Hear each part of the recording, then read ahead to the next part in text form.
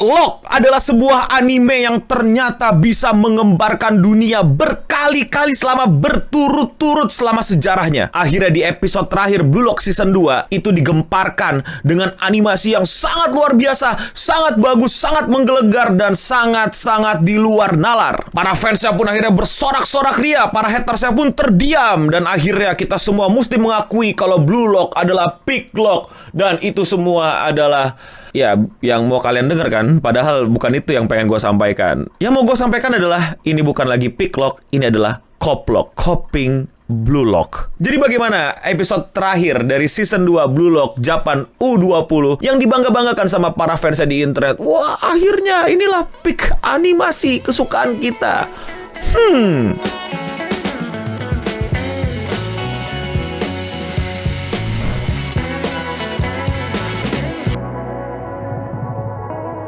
Blue Lock tidak habis-habisan menggemparkan internet dari season 2-nya tayang. Sebenarnya kalau kalian sadar dari segi cerita pun sebenarnya Blue Lock udah sedikit-sedikit mengguncang lah dengan bagaimana mereka menggunakan termin-termin yang menarik dan penggambaran-penggambaran visual, dan juga bagaimana mereka merekayasa skill-skill atau teknik-teknik dalam permainan sepak bola. Seperti Inazuma Eleven yang dimana bisa keluarin skill-skill tapi dia tidak selebay Inazuma Eleven. Dia juga seperti Tsubasa yang tentang teknik tapi juga tidak seteknik Kapten Tsubasa. Blue Lock adalah monster di dalam sepak bola. Bagaimana tekad, skill, tujuan, dan intensi itu digambarkan dengan berbagai macam bentuk setan. Kadang-kadang ada stand di belakangnya, kadang-kadang orang yang jadi setan, seperti di episode terakhir. Itu pertama kali kita dikagetin. Yang dikagetin kedua adalah ternyata season 2 itu PPT Lock. Di sini menurut gua loyal fansnya itu udah bener-bener aneh, denial kalau ngebelain PPT season 2 ini. Yang dimana itu jelas-jelas adalah slideshow yang ditambah filter TikTok. Boing.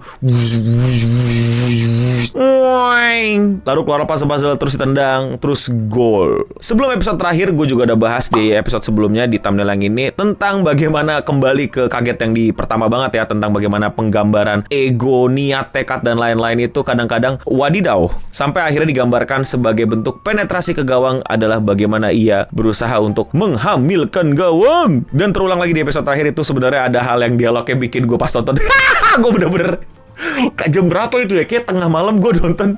Gue langsung kayak habis live streaming itu jam 2. Yaitu adalah ada si siapa tuh, si Sido itu minta sama si Sae, ayo Sae oper bola kepadaku, aku ingin klimaks. Anjir pak.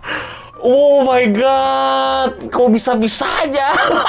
Ternyata mimpi bahasa autor di isekai itu tidak seberapa dibandingkan mangaka dari Blue Lock ini. Dan kita akan langsung saja bahas ke topik utamanya, yaitu adalah bagaimana episode terakhir yang kebetulan ditayangkan sekaligus kalau nggak salah ya. Di situ orang-orang pada meledak internet, pada trending katanya Blue Lock diomongin karena akhirnya Blue Lock itu animasinya bagus. Tidak lagi PPT, tidak lagi slideshow. Kalau kata orang-orang mereka bosen pakai 3D, akhirnya mereka pakai 2D. Menurut gua, yes, itu adalah animasi yang bagus. Itu adalah animasi yang sangat luar biasa, sangat bagus, sangat niat. Sudah sangat-sangat seharusnya anime sport di 2024 kayak gini kualitasnya. Bukan di episode terakhir doang, dan itu bukan berlangsung kurang dari 3 menit, tapi harusnya the entire episode, atau bahkan the entire season. Tapi nyatanya cuman kejadian sebanyak 3 menit kalau gue nggak salah hitung. Dan sebenarnya itu pun juga bukan keseluruhan animasi yang bagus. Gini, pergerakan gambarnya itu luar biasa bagus banget. Bener-bener bagus, bener-bener oke, bener-bener orang yang bilang itu jelek itu aneh banget. Apalagi dapat adegan yang kayak bolanya ditempel GoPro yang muter tuh. Wah, itu luar biasa sekali. Tapi secara gambar turun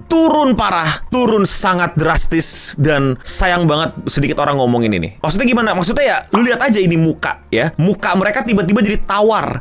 Jadi kayak apa ya? Kayak digambarnya bukan sama profesional. Serius, sorry, bukan sama profesional tuh kayaknya kasar banget, dan kayaknya mereka profesional. Mereka profesional tapi kayak nggak diselesaikan. Ini adalah muka saya sebelum animasinya dibagusin. Masih slideshow, jadi bisa digambar dengan waktu yang banyak, bisa dibagusin, bisa dikasih shadow, bisa dikasih shade, bisa ditambah bayangan, dan bayangan di shadow ya goblok. Tapi ya lu tau maksud gua, kayak dibikin lebih ganteng gitu. Ini buat cewek-cewek jadi kayak ya lucu banget gitu. Tapi coba cewek-cewek lu kasih Blue Lock di entire season gambarnya kayak saya yang begini, yang tawar, yang kulitnya kayak lagi udah gitu aja gitu, nggak ada shade-nya gitu, nggak ada perbedaan warnanya, nggak ada kilau-kilauannya, nggak ada bayangannya, that's it. Tapi animasinya bagus. Kalau Kalau yang nonton cowok semua pasti nggak ada yang protes. Tapi seperti yang gue udah bilang, Blue Lock ini sebenarnya buat cewek. Gue nggak mau bilang sotoy emang diciptakan untuk cewek ya, tapi setidaknya pasti market cewek banyak yang masuk dibandingkan anime-anime lain. Jadi mereka mengorbankan kualitas gambar demi animasi yang bagus. Jadi ya sebenarnya kurang 1+1, bukan 1+1, ngerti nggak? Kalau animasinya bagus dan gambarnya masih bagus, perbaikan, iya nggak sih? Tapi kalau misalnya animasinya bagus tapi gambarnya jadi jelek demi mengejar animasi yang bagus, ya remis dong. Itu kan pas gambarnya berubah no, pas jadi setan no, segala macam, lu lihat yang bener dong. Ya ini mah lu udah denial sih. Tapi ya udahlah, gue kasih contoh kedua ya. Ini adalah Rin ketika udah mode setan ya, udah mode melet-melet,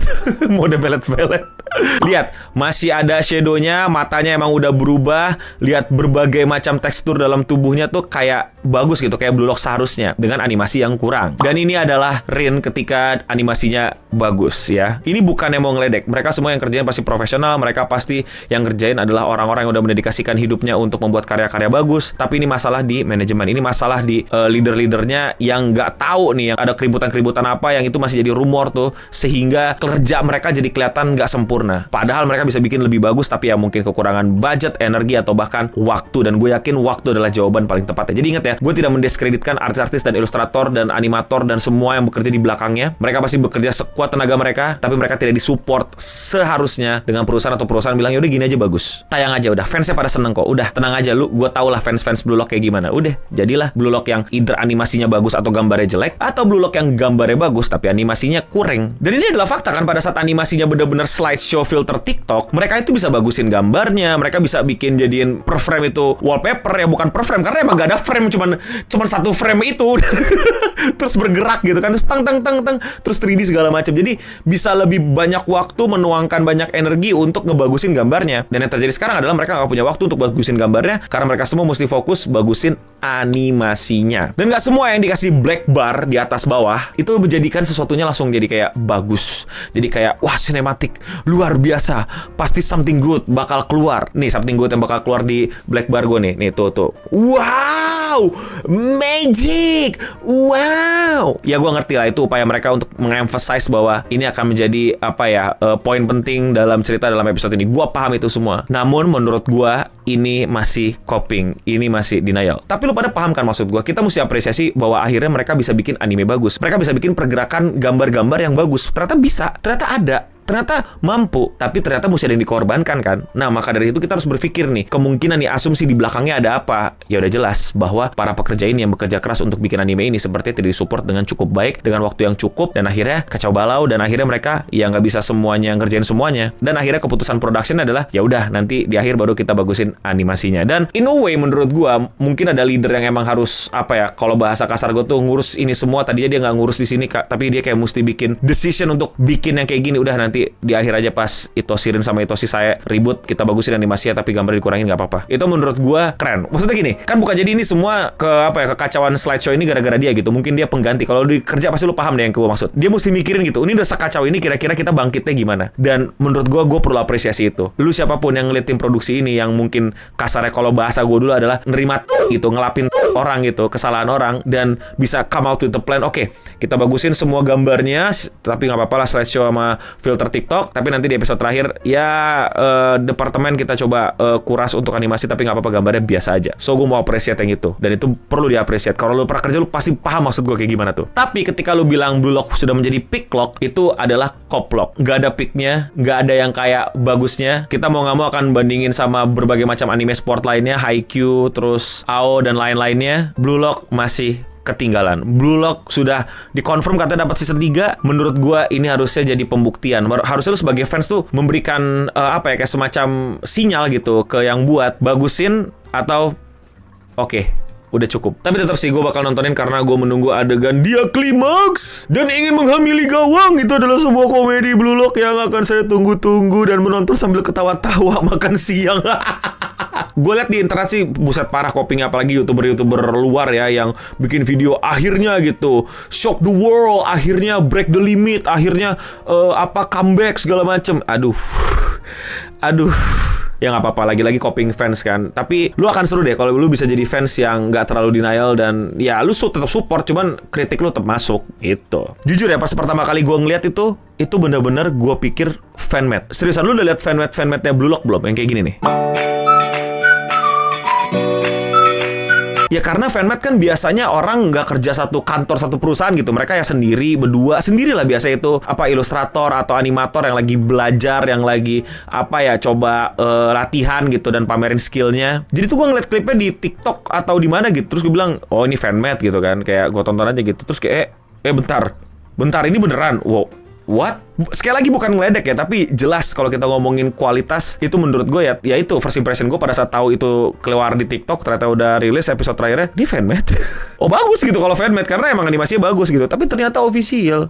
Ya, semoga paham ya kritik gue. Bukan gue mendiskreditkan kerja orang-orang di belakang ini, tapi sangat disayangkan kalau ini akan kejadian terus-menerus di anime kesukaan lu. Kalau lu nggak memberikan sinyal ke atas untuk bilang, nggak deh bang, lu bagusin dulu deh bang. Kalau nggak gue baca manganya. Sayang nih, mangakanya gambar cakep-cakep. Lu jadiin anime malah jadi kayak gini. Tapi apakah kalian setuju atau tidak setuju? Coba kalian komen di bawah. Kalau kalian suka sama overthinking anime kayak gini dan kalian mau support gue, lakuin dengan sesimpel klik tombol subscribe. Dan ya sekian Radio Singa untuk episode kali ini. Gue No Bening pamit undur diri, dan untuk kita semua, stay clean and sound.